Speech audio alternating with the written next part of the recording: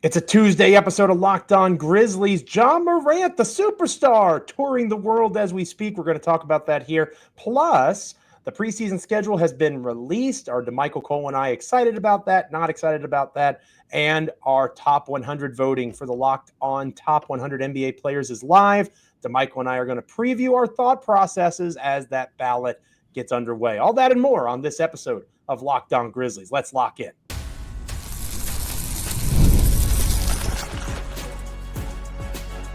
You are Locked On Grizzlies, your daily Memphis Grizzlies podcast, part of the Locked On Podcast Network, your team every day.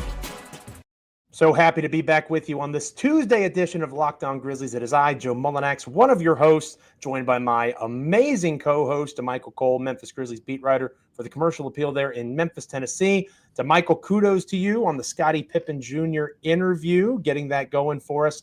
I know it was a big deal.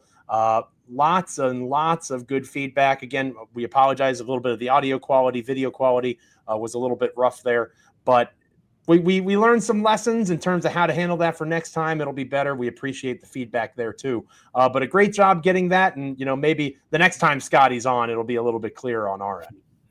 Yeah, for sure. Definitely. Yeah, we're going to clean it up. So thanks to everybody that checked out the episode, and we'll continue to do that. And again, shout out to Damichael. Great stuff with his work with Scotty. Make sure you're doing all the stuff with the camp, all those sorts of things as that gets underway in Tennessee here in the next few days.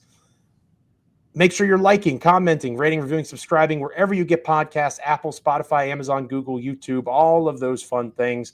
Make sure that you are with us each and every time that an episode drops. Like, comment, rate, review, subscribe. Again, all those wonderful places. Be an everydayer if you're not already to Locked On Grizzlies. Damichael and I appreciate you hanging out with us each and every time we have a show. And today's show, Damichael, we're going to lead off with a superstar, right? And a couple of superstars passed away recently, right? You had Ozzy Osbourne, big rock and roll star, Hulk Hogan, big wrestling star. Again, not going to go into the off the stage or off the out of the ring personalities. We're going to focus on the impact there. Ja Morant looks like one of those types of superstars walking around in China and going on this world tour that he's doing with Nike. He was there in New York, obviously, and did some press. But seeing some of the videos coming out of China, whether it's him looking pretty impressive on some dunks, maybe somebody at Nike can convince him to do the slam dunk contest after all these years. But whether it's the dunking, whether it's the dancing, the mobs of people that are attacking Ja, a lot has been made of Morant kind of falling off in the wake of the suspension and the injuries he sustained. That's not the case over in Asia. At least that's not the way it's looking on this world tour. Yeah, this has been a hit, definitely a hit. International tour for Ja Morant and Nike so far. Just tuning into, everything that's going on. I mean, it started at the Peach Jam, right? Started at the Peach Jam down in Georgia, then went to New York. And now, as you just said, China, which is the longest stop, of the tour. So spending a lot of time in China. I think going forward, you're going to see him in Tokyo for a day. He's going to go down to Manila, as well. But this is huge, for the brand. And it's also, it kind of serves as an eye opener over there too. It's just, when you see the way that Ja Morant and some of the people around him are kind of like taking in this opportunity. It's still at the end of the day, you can feel like, oh, you're this international superstar. You're big here, you're big there, you're big everywhere. But when you go to somewhere like China, and in the case of Ja Morant, I mean, we're seeing it. I mean, the people are flooded outside, waiting on him inside the venues. All the Grizzlies 12 jerseys that we've seen. It's a wonderful opportunity, and it's a massive thing, for the shoe as well. I'm very anti-artificial intelligence and things like that, and there's other aspects of life in 2025 that I'm not as big of a fan of. One of the things that I am a fan of is the fact that you can be a superstar regardless of what franchise you play for, right? Obviously, fans of the New York Knicks, the Los Angeles Lakers, oh, well, this guy's got to go here to become this big, bright star. That's just not true anymore, right? You see it with Giannis. You see it with SGA now in the Oklahoma City Thunder. He's really taken off this summer, cover athlete for NBA 2K26, I do believe. Here's Ja Morant. Nike doesn't do these tours for everybody, right? Like, this is somebody that Nike is clearly invested in for a variety of reasons, and he is out there looking every bit the star that any other player in the NBA is, outside of maybe a LeBron or somebody like that, a Steph Curry. Maybe he's still a tier below that, but Anthony Edwards, SGA that I just mentioned, all these other guys that were supposedly going to take the next face of the NBA mantle from Ja, Morant still very much looks like he's in that conversation, at least in the eyes of Nike. And Oh, in yeah. case you've been sleeping or living under a rock, Nike's still very relevant in basketball circles. Oh, yeah, 100%. And, it's, again, it goes back to, his brand. And one of the things, despite everything that's happened over the last couple years with Ja, around Ja, however you want to phrase it, his jersey sales have remained near the top of the league. And then when you add in the factor that we mentioned he'll be at Tokyo in a couple days with Yugi, coming onto the team last season. And I wrote about that, how Ja Morant ended up being one of the biggest, probably the biggest beneficiary of that from his Japanese fan base, growing to another level. He was at the top of the league in Japan in jersey sales, right up there with Yugi, LeBron, and Steph Curry. It was Ja Morant. This is something that we talked about in the past. So it's huge, for his brand. And, it's a good kind of mental reset thing too. Like if you look at the videos, Ja looks really happy out there. And these trips, if you followed them in the past, whether it's been LeBron, Steph Curry, and all these different players, when they go on these trips, one of my favorite parts about it is it's always more than the basketball. You're not going over there just, to go destroy some guys in basketball and, show off your cool athleticism and things like that and your skill set, and then you just come back, to America. Like, no, they're going to the art stores. Like, you'll see, with Ja, he's going to, whether it's the food that they're going to be eating, it's connecting with the music. I mean, he was doing, one of the popular dances, over there in China the other day. So it's connecting with the culture as well.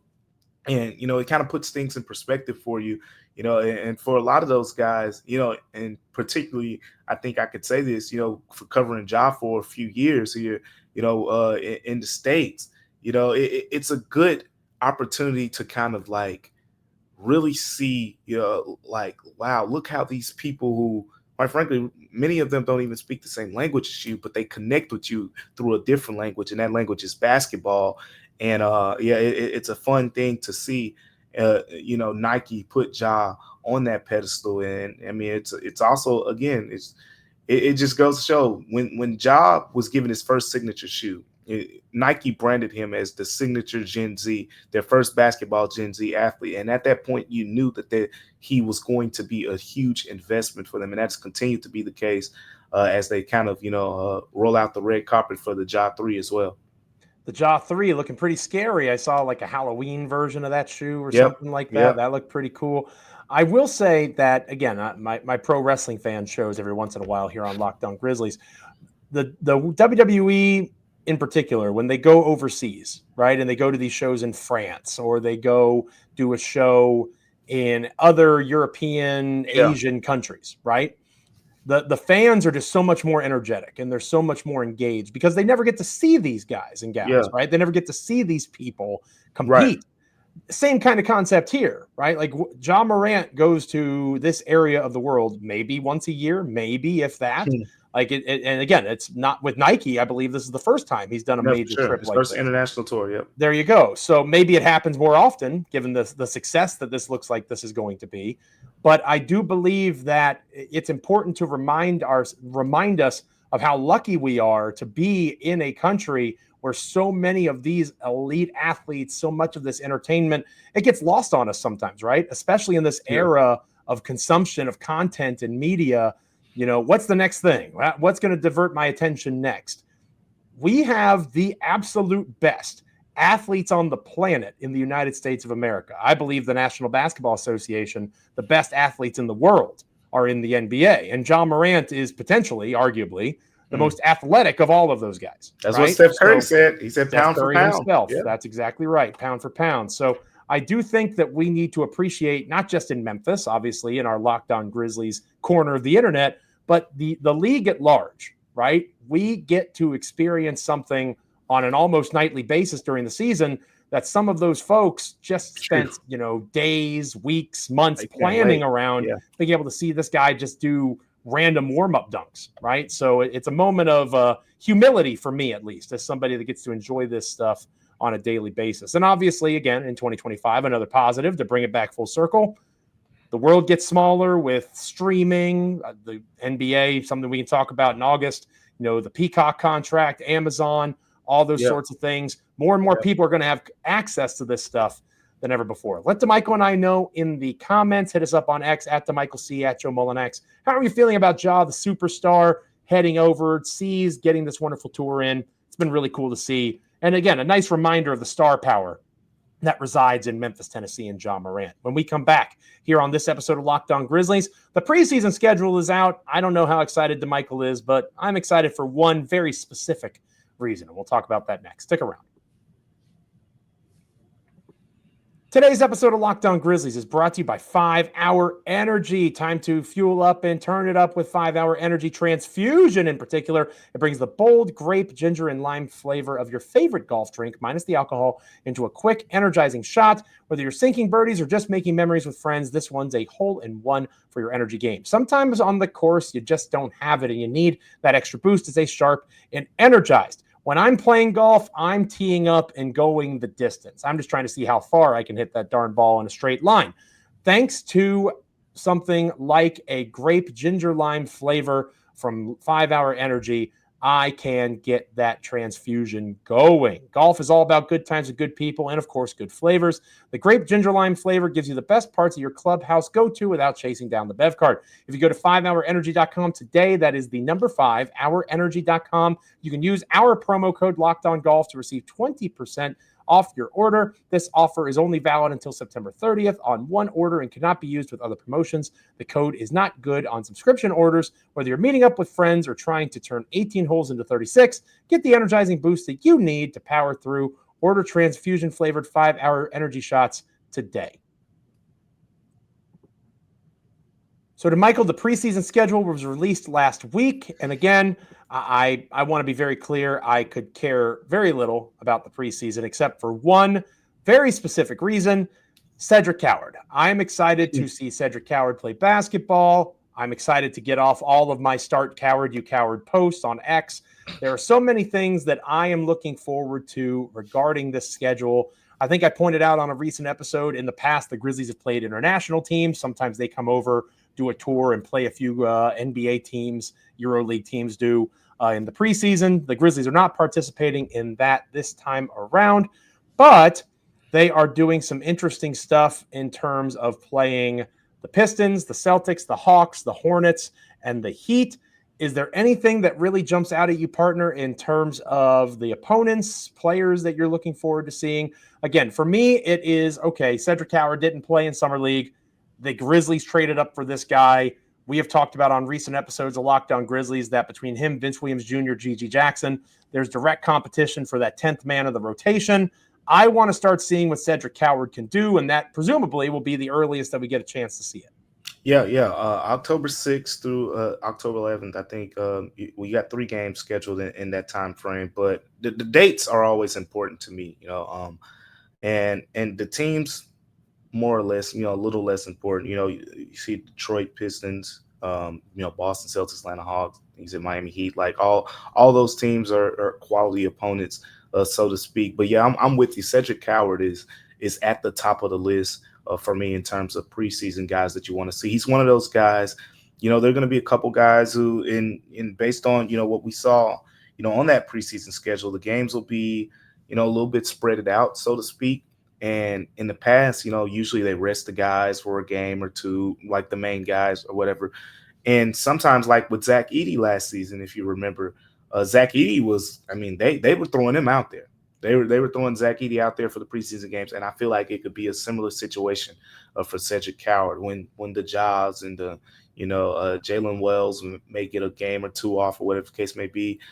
Cedric Coward is going to be thrown out there, and they're going to really want to see how he performs because we've talked about it, but the ceiling of this team probably is going to be very dependent on that fifth starter, that wing player, and not even just at the beginning of the season, but at the end of the season. I think me and Joe have talked about the possibility of a guy like Cedric Coward or maybe even a GG Jackson, one of those high potential guys potentially jumping into the starting lineup if you start the season with a guy like Kentavious Caldwell-Pope. I think Kentavious Caldwell-Pope, there's a certain ceiling, there's a safety kind of net there, knowing that, hey, he's going to do what he has to do, but over the course of his career, a guy who's 32 at this time, you know exactly what you're going to get.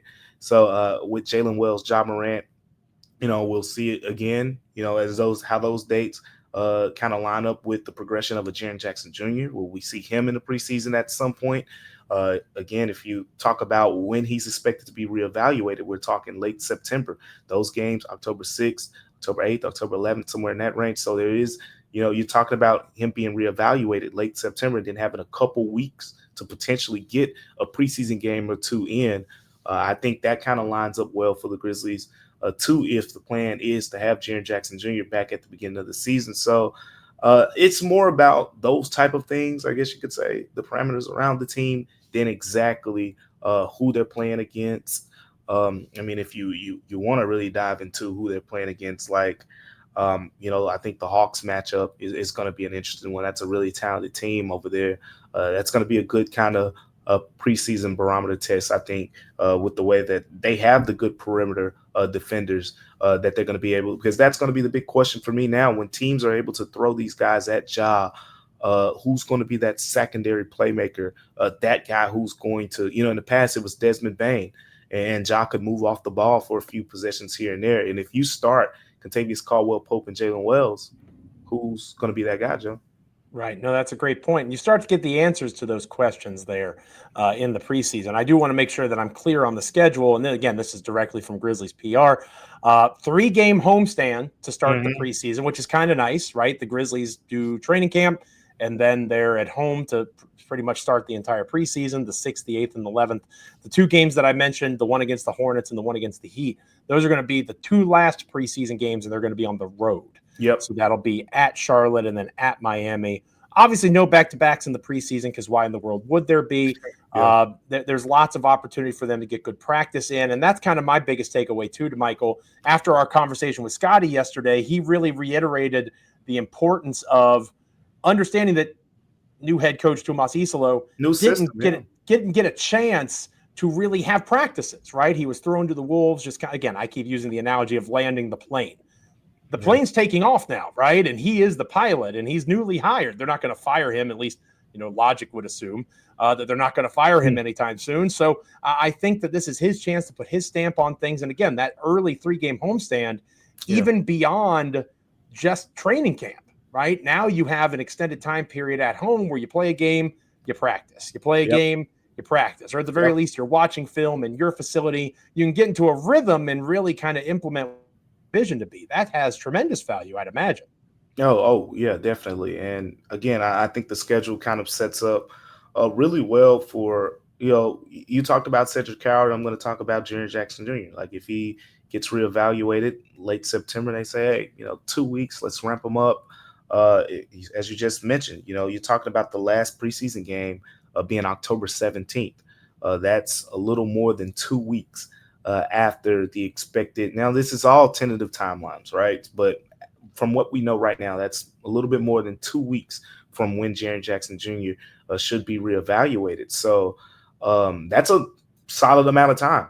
I would think. I think if the idea is to have him back at the beginning of the regular season or a couple games into the regular season, it's very plausible based on what we know, at this point. So, that was all expected. This is something that we kind of talked about, in the past, the idea of Jaren being back at the beginning of the regular season, just missing a couple games.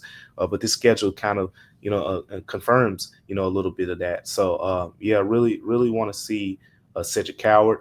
Javon Small was impressive at a small sample size. Ooh, I see what you did there. In summer league. So you want to see a little bit more of him as well. But yeah, I really I think they're definitely onto something with these young rookies that they drafted, and let's see what they do over the course of a 5-game preseason slate. Javon Small definitely looks primed to be the next Cam Spencer, the next Scottie Pippen Jr., the next Jay Huff, all these guys that were brought in on two-way contracts that eventually get built up to be main roster guys. You have expiring deals on this current Grizzlies roster. Obviously, there's lots of different things that they can do in terms of trades, given their flexibility. It's hard to not see if Small stays on this ascent instead of a descent. It's hard to see him not be on the Grizzlies roster full-time this time next year if he stays on this track. Let Damichael and I know what you're excited about with the preseason schedule, if you're excited at all. Again, I'm excited about using Start Coward, You Coward memes, even if I don't really mean it. I just want to use the meme. Lots of different stuff with Jaren, injury reevaluations. Hit us up on X at DamichaelC, at Ja Morant, or let us know in the comments. When we come back here on Locked On Grizzlies, we'll close out this Tuesday edition of the show talking about the top 100 voting for the Locked On NBA host being open. Damichael and I will both kind of talk about our thought processes going into that. Stick around here on Locked On Grizzlies. Welcome back to Locked On Grizzlies. It is I, Joe Mullinax, one of your hosts, joined by my wonderful co-host, the incomparable, the award-winning Damichael Cole, Memphis Grizzlies beat writer for the Commercial Appeal there in Memphis, Tennessee. Damichael, it's always good when we're together. I missed you terribly while you were away, not in a creepy way at all. Glad that we are back at it today once more. And we have a chance now that the nomination process is over. I talked about that a week or so ago here on Locked On Grizzlies. We are doing our own content creation this time around. It makes sense as part of a large, successful, patting ourselves on the back, podcast network. It's nice to have a chance to do this on our own, and we're starting our top 100 voting. So we've done the nominating. Now it's voting time. And there's been some interesting conversations with hosts. Maybe we save this particular part of the conversation for tomorrow's show in terms of injuries, how you evaluate that stuff, all those sorts of things. Somebody that's kind of impacted by that is Jaren Jackson Jr. But I would say, it's more so, how do you rank Jason Tatum, Tyrese Halliburton? Again, maybe that's something we talk about on tomorrow's episode. But for me, partner, overall, how I perceive this process is I'm going to rank it based off of who I think is the best player on the planet as of the moment I complete the list. I'm not shooting for the stars. I'm not putting a Thompson brother higher than I think they should be. I'm not saying that, Jason Tatum is, in my opinion, those injured guys shouldn't even be a part of it. But again, we can talk more about that. I think that you're looking at, as of this moment, who is going to be playing when opening night arrives and who are the best players on the planet going into that process. That's where I'm going to be with it. I think the Grizzlies have a couple of guys that are in that conversation. I don't know if it's going to be more than two in the top 100, but I do think Ja Morant, Jaren Jackson Jr. will be in that mix. Where they land will be fascinating, and of course, fodder for future content for us here at Locked On Grizzlies. But I do wonder what your perspective is going to be. Are you basing it off of what you think they're going to do? Are you going to do it like me and say, okay, I know SGA just had an MVP season, but to me, Nikola Jokic is the best player on the planet. You might disagree with that, right? Or maybe I disagree with that. I'm not giving away my ranking. But how are you are you seeing the ascent? Are you going off of where they're going to be in late July, early August, going into the season? How do you view this as we as hosts kind of take on this long voting list? Because it is a big list. Yeah, it's simple for me. It's just, what have you done for me lately? I'm just going to go off of what we've seen recently, what players have done, and that's kind of, I think, the idea of doing this list is similar to the NFL top 100 list. And if you look at the NFL top 100 list every single year, it's pretty much what did you do the previous season? That's why guys, sometimes they go up 20 spots, they go down 40 spots if they have injuries or whatever the case may be.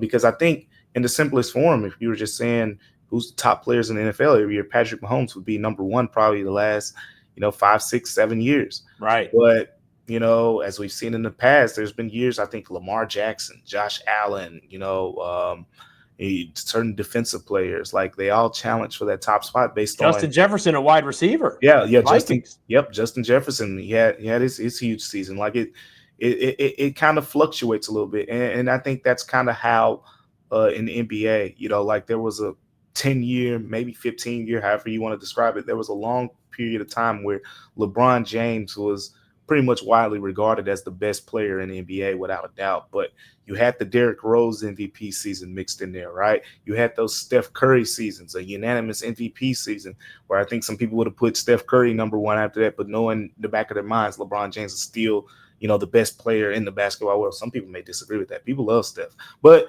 that's neither here nor there. The point is the fact that for me, it's about what have you done lately? What can we go back to, last season and what did you do in terms of, that season? Because that's what we got to go off of. I don't really want to project too much because, who knows what's going to happen this season? Like we have breakout stars every year, and then you got guys. Last season, I was one of the people. I'll say it.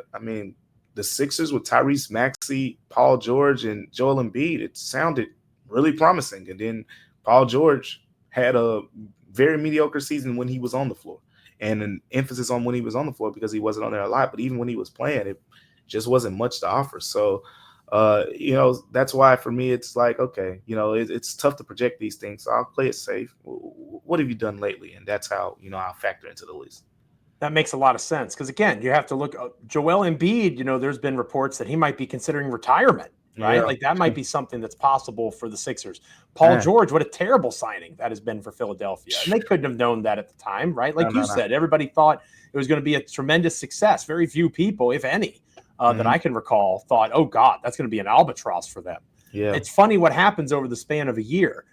I look forward to, and I like that it's the Locked On NBA hosts because we, in theory, pay attention to more basketball than a majority of the population, right? Because we're the nerds that are talking about NBA basketball on July 29th, right? Yeah. I think that the biggest thing that I look forward to seeing is when I sit down and I try to break down like a Brandon Miller of the Charlotte Hornets, right? Like you said, what have you done for me lately? He had an injury-riddled season.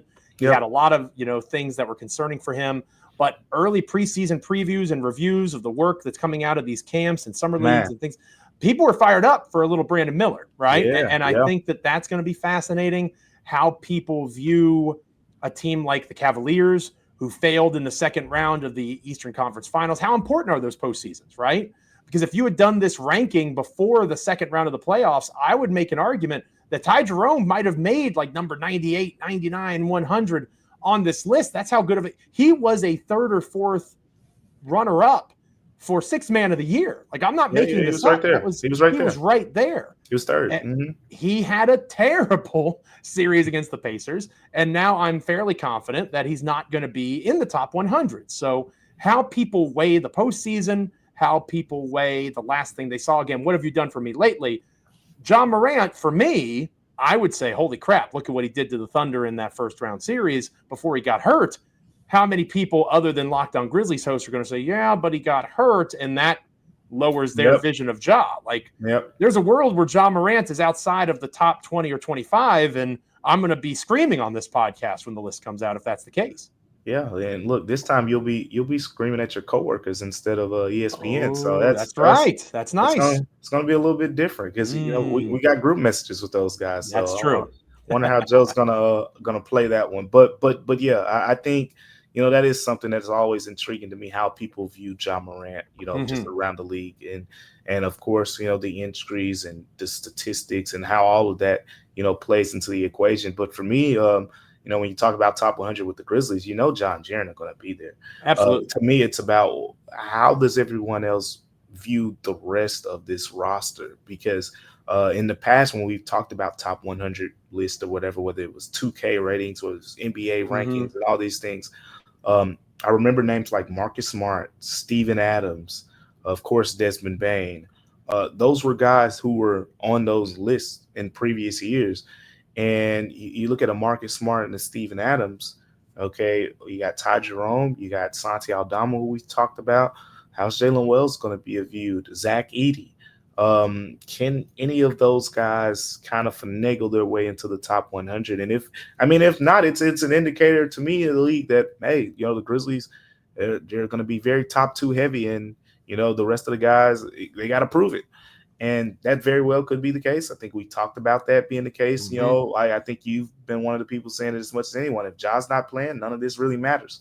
But I do want to see if any of those guys, because we've talked about it a lot. I mean, who's the third best player on the Grizzlies and things like that. Let's see what others think as well about just that hierarchy. When you get past the top 2 of the Grizzlies, what does the rest of the roster look like? Let us know in the comments. Hit us up on X at Damichael C, at Joe Mullinax. What are you thinking as we head into this voting process? Who should Damichael and I put as our top 5 or so? There's lots of different ways that we can interact with this process. And shout out to David Locke, Nick Engstad, all the folks that are involved in this. Really cool idea, and excited to continue to work through the process. Thank you for being with us on this edition of Locked On Grizzlies. It is much appreciated. Now, for your second listen, find the Locked On NBA podcast where there is no offseason. Doug, Matt, and Hayes keep you up to date on contract negotiations, rumors, and everything you need to be the most informed NBA fan. Find Locked On NBA on YouTube or wherever you listen to podcasts, part of the Locked On Podcast Network, your team every day. Partner, as we, again, our drive to complete a week before the dog days of August fully kick in. I do want to kind of pick your brain about the rotation because you and I haven't been together a ton the last week or so. I think we can maybe go a little bit deeper in the next episode or two about rotation pieces, guys that you're really interested to see play together, back end rotation guys that maybe could be dark horses for that 10th spot. I think that the exciting thing about this Grizzlies roster is because of the overturn, there's lots of opportunity for lots of different guys. Yeah, the rotation, there's a lot of moving parts. And, I mean, we talked about how stacked this team is on the wing. So, definitely going to be a lot of things that we could talk about, regarding the rotation coming up over the next couple of days. But, Joe, there's going to be some pretty relevant news that's going to come out in the next day or two. I'm just going to leave it at that. I don't want to say too much, but there's going to be some relevant news that comes out really soon here. You sneaky snake. I like that. Okay, so Damichael Cole, that's called a cliffhanger.